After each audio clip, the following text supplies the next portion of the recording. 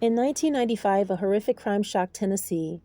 A young woman, just 18 years old, lured her classmate into the woods and brutally murdered her.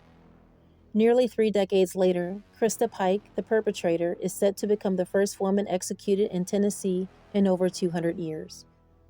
But this case raises a bigger question. How does the justice system handle crimes committed by young adults with complex backgrounds? Christa Pike was convicted of murdering Colleen Slimmer, a fellow Job Corps student. Pike, alongside her boyfriend Taddaryl Shipp and friend Shadala Peterson, orchestrated a chilling plan that ended in Slimmer's death. The crime was gruesome. Slimmer was tortured, a pentagram was carved into her chest, and Pike allegedly took a piece of her skull as a souvenir. At the time, Pike was only 18 years old, a detail her attorneys emphasized when arguing for leniency. They claim she suffered from severe mental illness, including bipolar disorder and PTSD, as a result of childhood abuse.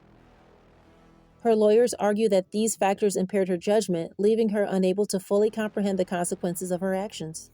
Despite these claims, Pike was sentenced to death, and her appeals have been consistently denied. On October 1st, 2025, the Tennessee Supreme Court officially set her execution date for September 30th of 2026. If carried out, Pike will make history as the first woman executed in Tennessee in over 2 centuries. Pike committed the crime at 18. How much should age and mental health influence sentencing in serious cases? Women are rarely executed.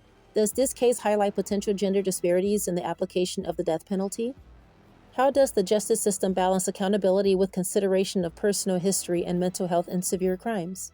Considering Christa Pike's case, where the crime was extremely violent, but she was very young and had documented mental health struggles and a traumatic upbringing, how do you think the justice system should balance these factors when deciding on punishment? Should age, mental health, and past trauma be weighed differently in cases of extreme violence?